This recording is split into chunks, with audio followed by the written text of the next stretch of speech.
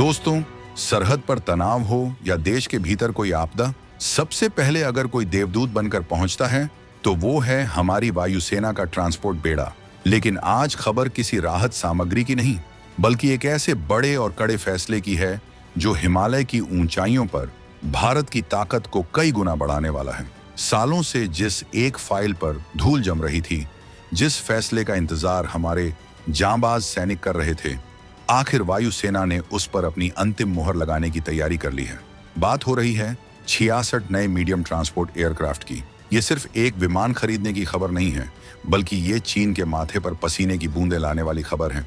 Reports बिल्कुल साफ हैं। वायुसेना अब किसी भी तरह की देरी के मूड में नहीं है, और जो नया टेंडर जारी होने वाला है उसमें शर्तें इतनी सख्त और सटीक हैं कि दुनिया की बड़ी बड़ी कंपनियों के होश उड़ गए हैं। अब तक बात 60 से 80 विमानों के बीच झूल रही थी, लेकिन अब आंकड़ा फिक्स हो चुका है, पूरे 66 विमान।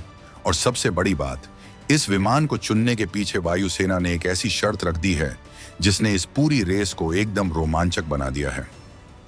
अब लद्दाख की बर्फीली चोटियों पर मिनटों में गरजेंगे भारत के हल्के टैंक। चीन की हर चाल का निकलेगा पक्का तोड़। सालों का इंतजार हुआ खत्म। वायुसेना ने 66 नए बाहुबली विमानों के लिए बजा दिया है सबसे बड़ा बिगुल। दुनिया के सबसे खतरनाक रनवे पर भी उतरने को तैयार। आसमान में शुरू हुई 2 विदेशी दिग्गजों की सबसे बड़ी टक्कर। सिर्फ सैनिक नहीं, अब पूरा का पूरा टैंक उड़कर पहुंचेगा बॉर्डर पर। दुश्मन की रूह कांप जाएगी भारत की रफ्तार देखकर। यह शर्त जुड़ी है भारत के उस नए हथियार से जिसे विशेष तौर पर चीन से निपटने के लिए बनाया गया है। आखिर क्या है वो शर्त? क्यों वायुसेना अपने पुराने भरोसेमंद साथियों को रिटायर कर रही है? और वो कौन सा झोरावर फैक्टर है जिसने इस पूरी डील की दिशा ही बदल दी है? इन सारे सवालों के जवाब और इस मेगा डील की बारीक से बारीक जानकारी हम आपको इस वीडियो में आगे देने वाले हैं। तो इस धमाकेदार खबर की पूरी कहानी जानने के लिए बने रहिएगा वीडियो पर। और इस संबंध में आपके जो भी विचार हों, कमेंट में लिखकर जरूर बताइएगा। चलिए अब मुद्दे पर आते हैं और सबसे पहले ये समझते हैं कि आखिर अचानक वायुसेना को इतने बड़े बदलाव की जरूरत क्यों पड़ी। देखिए, भारतीय वायुसेना के पास अभी जो ट्रांसपोर्ट विमान है वो या तो बहुत भारी भरकम है या फिर काफी पुराने हो चुके हैं। हमारे पास एंटोनोव N-32 है जो दशकों से हमारी सेवा कर रहा है, लेकिन अब वो बूढ़ा हो चला है। दूसरी तरफ हमारे पास इल्यूशन IL-76 जैसा भारी बाहुबली है जिसे हम गजराज कहते हैं। ये गजराज ताकतवर तो है, लेकिन इसकी उम्र भी अब ढल रही है और इसके मेंटेनेंस में पसीने छूट जाते हैं। अब वायुसेना को एक ऐसा ऑलराउंडर चाहिए जो इन दोनों की कमी पूरी कर सके। एक ऐसा विमान जो N-32 से ज्यादा वजन उठा सके, लेकिन IL-76 जितना भारी और महंगा ना हो। इसे आप ऐसे समझिए कि हमें एक ऐसी गाड़ी चाहिए जो शहर की सड़कों पर भी दौड़े और पहाड़ों के उबड़ खाबड़ रास्तों पर भी फर्राटा भरे। लेकिन कहानी में असली ट्विस्ट ये नहीं है कि हमें विमान चाहिए। असली ट्विस्ट ये है कि हमें ये विमान किस लिए चाहिए। रिपोर्ट्स बताती हैं कि वायुसेना ने अपना माइंडसेट पूरी तरह बदल लिया है। अब ये सिर्फ सैनिकों को एक जगह से दूसरी जगह ले जाने वाला प्रोजेक्ट नहीं रहा, बल्कि ये एक डुअल रोल मिशन बन चुका है। यानी आने वाला नया विमान न सिर्फ पुराने N-32 की जगह लेगा, बल्कि धीरे धीरे 2035 तक रिटायर होने वाले विशालकाय IL-86 की जिम्मेदारियों को भी अपने कंधों पर उठाएगा। और यहीं पर एंट्री होती है उस गेम चेंजर शर्त की, जिसने अच्छे अच्छे विमान निर्माताओं को इस रेस से बाहर का रास्ता दिखा दिया है। वो शर्त इतनी खतरनाक और चुनौतीपूर्ण है कि उसे पूरा करने का दम दुनिया के सिर्फ गिने चुने विमानों में ही है। क्या है वो शर्त? चलिए अगले पैराग्राफ में उस राज से पर्दा उठाते हैं। अब दिल थाम कर बैठिए, क्योंकि अब हम जिस एंगल की बात करने जा रहे हैं वो सीधा लद्दाख की बर्फीली चोटियों और चीन की छाती पर मूंग दलने से जुड़ा है। वायुसेना ने साफ कर दिया है कि हमें जो भी नया विमान मिलेगा उसमें एक खास काबिलियत होनी ही चाहिए, और वो है जोरावर लाइट टैंक को अपने पेट में रखकर उड़ाने की क्षमता। जी हाँ, आपने बिल्कुल सही सुना। जोरावर, वो भारतीय टैंक जिसे विशेष रूप से ऊंचाई वाले इलाकों में लड़ने के लिए तैयार किया जा रहा है। 25 टन के इस टैंक को अगर हम सड़क के रास्ते लद्दाख ले जाएं तो कई दिन लग सकते हैं, और जंग के हालात में हमारे पास इतना वक्त नहीं होता।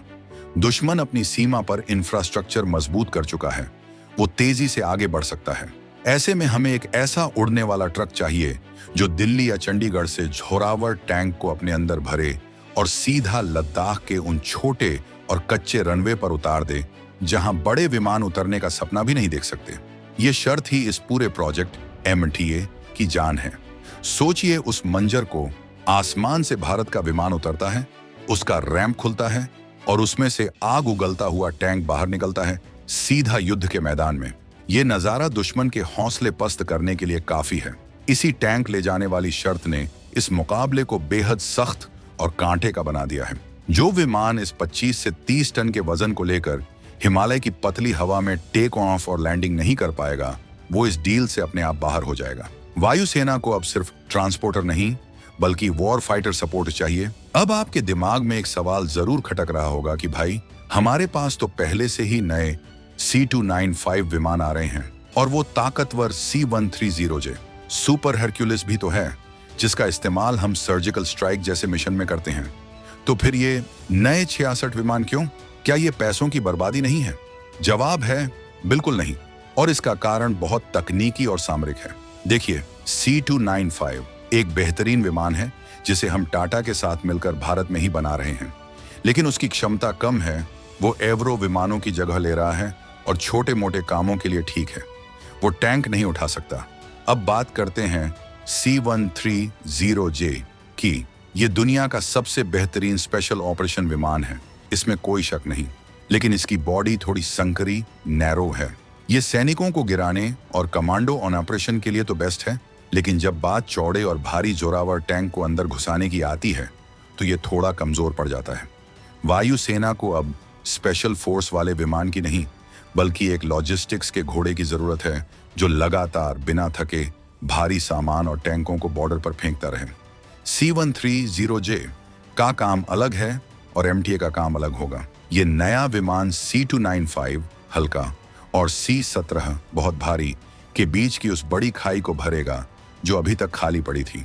ये वो मिडिल क्लास है जो घर का सबसे ज्यादा बोझ उठाता है। इसलिए वायुसेना ने अपनी पुरानी अनिश्चितता को छोड़ते हुए अब बिल्कुल clear cut RFP request for proposal लाने का फैसला किया है। तो अब सवाल उठता है कि वो कौन से बाहुबली है जो भारत की इस कठिन परीक्षा में बैठने वाले हैं। इस वक्त दुनिया की नजरें दो ही मुख्य खिलाड़ियों पर टिकी हैं। पहला है यूरोप का एयरबस A400M एटलस और दूसरा है ब्राजील का एम्ब्रेयर C390 मिलेनियम। ये दोनों ही विमान अपनी अपनी खूबियों के साथ मैदान में ताल ठोक रहे हैं। सबसे पहले बात करते हैं एयरबस A400M की। ये एक असली राक्षस है। ये आकार में काफी बड़ा है और इसकी क्षमता भी ज्यादा है। ये आसानी से भारी टैंक और हेलीकॉप्टर तक को अपने अंदर समा सकता है। ये टर्बोप्रॉप इंजन वाला विमान है, लेकिन इसकी ताकत किसी जेट से कम नहीं। कई यूरोपीय देश इसे इस्तेमाल करते हैं, लेकिन इसकी दिक्कत ये है कि ये थोड़ा महंगा है और इसका साइज शायद कुछ छोटे रनवे के लिए ज्यादा बड़ा हो जाए। वहीं दूसरी तरफ खड़ा है ब्राजील का एम्ब्रेयर C390। ये एक जेट इंजन वाला विमान है, यानी इसकी रफ्तार बहुत तेज है। ये कम समय में ज्यादा चक्कर लगा सकता है। एम्ब्रेयर ने भारत को ऑफर दिया है कि वो महिंद्रा जैसी भारतीय कंपनियों के साथ मिलकर इसे भारत में ही बनाएगा। ये विमान मॉडर्न है, फुर्तीला है और टैंक ले जाने का दम भी रखता है। अब मुकाबला सीधा ताकत बनाम रफ्तार का है। क्या भारत एटलस की विशाल क्षमता को चुनेगा या फिर मिलेनियम की फुर्ती और जेट स्पीड को? दोनों ही कंपनियां भारत को लुभाने के लिए एड़ी छोटी का जोर लगा रही हैं, क्योंकि 66 विमानों का ऑर्डर कोई छोटा मोटा सौदा नहीं है। ये अरबों डॉलर का खेल है। लेकिन दोस्तों, ये सौदा सिर्फ विमान खरीदने का नहीं है, ये भारत के भविष्य के एरोस्पेस इंडस्ट्रियल बेस को तैयार करने का है। RFP में साफ तौर पर मेक इन इंडिया का तड़का लगा होगा। हम अब वो देश नहीं रहे जो बना बनाया माल खरीद ले। वायुसेना चाहती है कि ये 66 विमानों में से ज्यादातर भारत की धरती पर बने। टेक्नोलॉजी ट्रांसफर हो, हमारे इंजीनियर इसे बनाना सीखें और कल को हम खुद अपने विमान दुनिया को बेच सकें।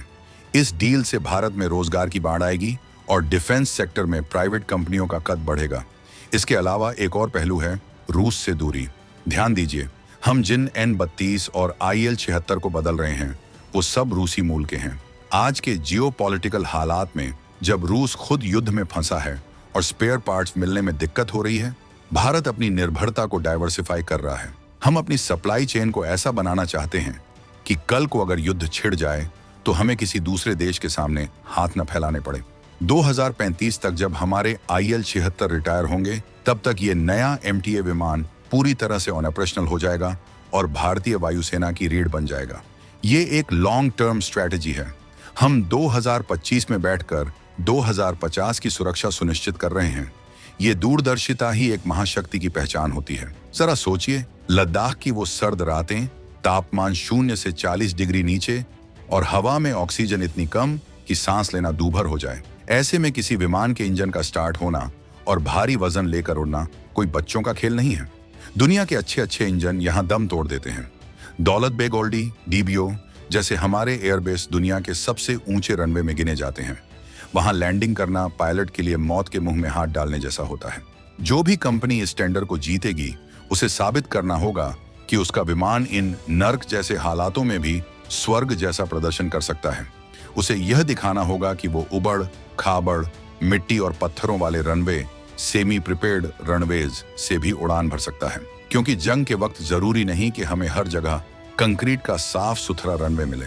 हो सकता है कि दुश्मन हमारे एयरबेस पर बम गिरा दें, तब हमें कच्चे रास्तों या हाईवे का इस्तेमाल करना पड़े। यही वो सर्वाइवेबिलिटी है जिसकी मांग वायुसेना कर रही है। ये विमान सिर्फ सामान ढोने वाला खच्चर नहीं होगा, बल्कि ये युद्ध के मैदान में रसद, गोला बारूद और टैंक पहुंचाने वाली जीवन रेखा, लाइफलाइन बनेगा। अगर ये लाइन कटी तो बॉर्डर पर लड़ने वाले जवानों का हौसला टूट सकता है। इसलिए इस चयन प्रक्रिया में रत्ती भर भी गलती की गुंजाइश नहीं है। इस पूरे डेवलपमेंट का सबसे बड़ा असर अगर किसी पर पड़ेगा तो वो है हमारा पड़ोसी चीन। बीजिंग लगातार अपनी सीमा पर सड़कें, रेलवे और एयरबेस बना रहा है ताकि वो अपने सैनिकों और टैंकों को तेजी से मूव कर सके। उसका पूरा गेम प्लान स्पीड पर टिका है। भारत का ये 66 विमानों का बेड़ा उसी स्पीड का जवाब है। जब हमारे पास ऐसे 66 विमान होंगे जो एक साथ एक ही बार में पूरी की पूरी टैंक रेजिमेंट को दिल्ली से उठाकर लद्दाख में ड्रॉप कर सकें, तो चीन का सारा गणित गड़बड़ा जाएगा। इसे मिलिट्री भाषा में स्ट्रेटेजिक एयरलिफ्ट कैपेबिलिटी कहते हैं, यानी दुश्मन के संभलने से पहले ही अपनी ताकत को उसके दरवाजे पर खड़ा कर देना। ये डिटरेंस है, यानी डर पैदा करना। चीन को यह पता होना चाहिए कि अगर उसने हिमाकत की तो भारतीय सेना को पहुंचने में हफ्तों नहीं बल्कि सिर्फ कुछ घंटे लगेंगे। जोरावर टैंक और ये नया MTA विमान, ये दोनों मिलकर एक ऐसी जोड़ी बनाएंगे जो हिमालय की सुरक्षा को अभेद्य कर देगी। ये भारत की आक्रामक रक्षा नीति का सबूत है। हम अब सिर्फ अपनी सीमा बचाने की बात नहीं करते, हम दुश्मन को उसकी सीमा में घुसकर जवाब देने की तैयारी कर रहे हैं। 2025 का भारत रक्षात्मक नहीं बल्कि प्रोएक्टिव है।